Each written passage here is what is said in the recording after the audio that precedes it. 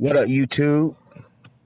So, just want to start out by telling everybody, hope y'all having a good New Year so far.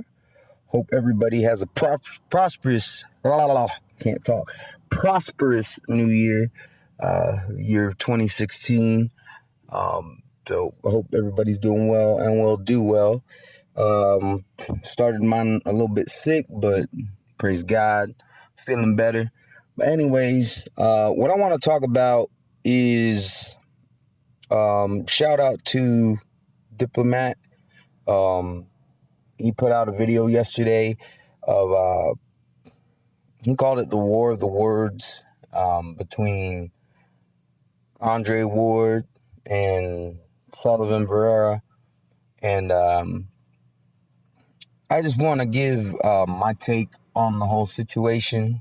So, and for anybody who hasn't heard, I'll put the link in the description to his video. But basically, what's going on is that Andre Ward put out a tweet saying that there is no contract, and that it's basically leaked. And I just want to, kind of put my take on it. In my opinion, I kind of think that Andre Ward should have kept his mouth shut. And let me tell you why. If he would have kept his mouth shut, and let's say the fight doesn't get made, that kind of leaves him room to say, hey, you were getting your information from other sources. I never said I was fighting the man. We were in negotiations, and it didn't work out. Instead, he takes it upon himself to say that there's no contract.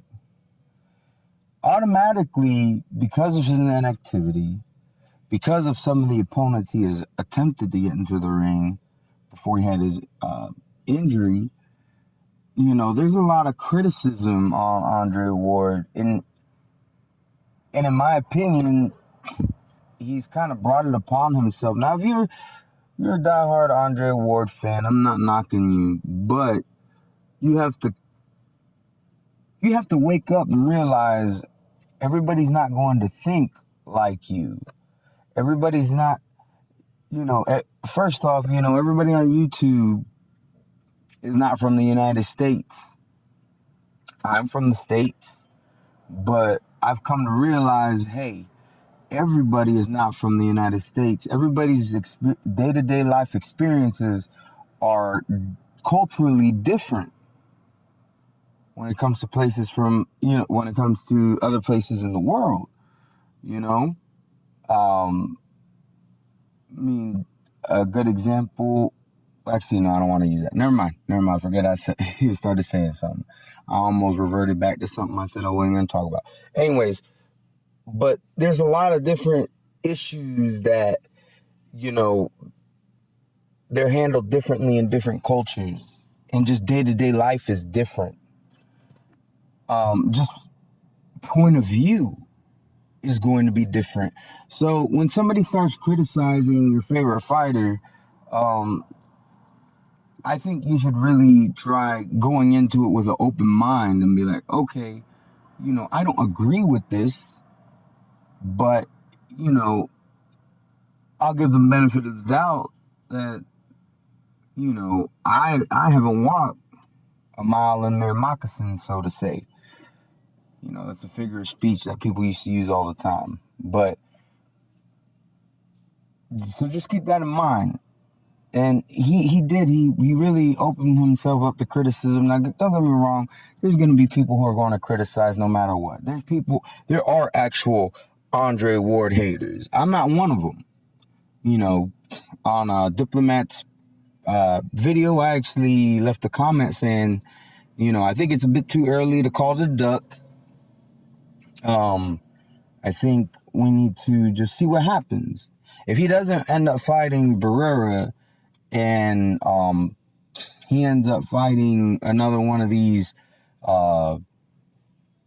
people that nobody's ever heard of, that's he's trying to bring up from a lower weight class that has never fought out of their own country, then yeah, I would have to call it a duck. But if he's fighting somebody of equal opposition to Barrera or greater, I mean, you can't call it a duck. You know, if something happens and you know, I know there's a contract, but contract, shit that you think is never possible happens. So but let's say something happens and there's a surprise announcement that Andre Ward's gonna fight Kovalev now. Now, I actually wouldn't want that to happen just yet, just because Andre Ward really needs at least one fight between now and that fight. But let's say that were to happen. Then you clearly can't say that he's ducking the man because he's fighting Kovalev. I would advise Ward not to do so because I think he would lose that fight today. But, we need to see what happens if he has one or two light heavyweight matches, and they need to be of someone like Sullivan Barrera. I'm not mad at that. I think the guy's name is Shabransky, the guy who beat Yanetsky Gonzalez. That would be another good fight for him. Not as good as Barrera because he's still not quite that proven, but I mean, definitely got on a lot of people's radar after he beat Gonzalez, who gave Pascal a run for his money,